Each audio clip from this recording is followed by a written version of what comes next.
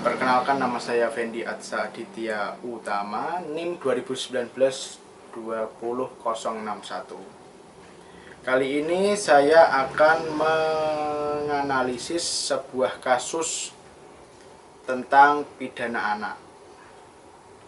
Jadi di sini dijelaskan ada seorang anak berumur 13 tahun bernama Andi yang masih duduk di bangku kelas 1 sebuah SMP swasta di Kabupaten Kudus. Andi dilaporkan oleh orang tua seorang anak berusia 8 tahun yang masih duduk di bangku sekolah dasar atas dugaan tindak pidana perbuatan cabul menyetubuhi anak di bawah umur, sebagaimana diatur dalam pasal 81 ayat 2 Undang-Undang Perlindungan Anak. Berdasarkan pengakuan Bunga, korban yang sudah dicabuli Andi telah menyetubuhi dirinya sebanyak 8 kali. Persetubuhan terjadi 3 kali di rumah korban, 2 kali di rumah pelaku, serta 3 kali di kebun saat korban teman pelaku bermain petak umpet. Untuk memperkuat laporannya, orang tuanya Bunga membawa anaknya untuk dilakukan visum el repertum terhadap diri korban. Dan hasilnya diketahui bahwa terdapat luka lecet memar pada bibir kemaluan arah jam 1 dan jam 7.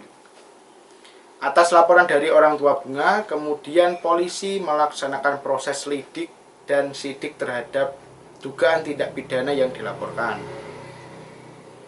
Andi sebagai tersangka dalam dugaan tindak pidana persetubuhan anak di bawah umur, sebagaimana diatur dalam pasal 81 ayat 2 Undang-Undang Perlindungan Anak.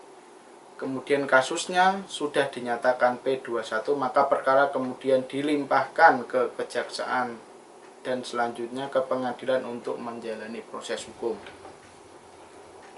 Jadi saya akan membacakan analisis yang saya buat. Dalam kasus Andi tersebut, berdasarkan pasal 69 ayat 1 menjelaskan bahwa anak hanya dapat dijatuhi pidana atau dikenai tindakan berdasarkan ketentuan dalam Undang-Undang Sistem Peradilan Pidana Anak. Ayat 2 menjelaskan bahwa anak yang belum berusia 14 tahun hanya dapat dikenai tindakan berhubung perkara sudah P21 dalam hal penahanan dilakukan untuk kepentingan penuntutan. Penuntutan umum dapat melakukan penahanan paling lama 5 hari.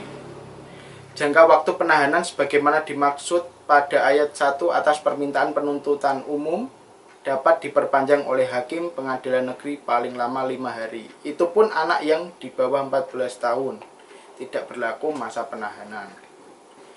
Jadi saya memposisikan diri sebagai lawyer Andi berpendapat pelaksanaan proses pengadilan atau peradilan bagi anak juga harus mengacu pada konvensi hak anak yang telah diratifikasi ke dalam keputusan Presiden nomor 36 tahun 1990, di mana sedikit banyak telah diakomodir dalam Undang-Undang Pengadilan Anak, khusus mengenai sanksi terhadap anak dalam Undang-Undang Pengadilan Anak ditentukan berdasarkan perbedaan umur anak, yaitu bagi anak yang masih di bawah 14 tahun hanya dikenakan tindakan seperti dikembalikan kepada orang tuanya, ditempatkan pada organisasi sosial, atau diserahkan kepada negara. Sedangkan terhadap anak yang telah mencapai umur di atas 14 tahun dapat dijatuhkan tindak pidana, itu pun penahanan paling lama 5 hari. Diperkuat dengan pasal Undang-Undang nomor 23 tahun 2002 tentang perlindungan anak, pasal 1 angka 1 memberikan batasan usia anak yakni seorang yang belum berusia 18 tahun. Isi pasal itu menyatakan anak adalah seorang yang belum berusia 18 tahun, termasuk anak yang masih dalam kandungan. Jadi menurut saya sebagai kuasa hukum Andi menyampaikan bahwa kasus ini memang benar Andi melakukan kesalahan.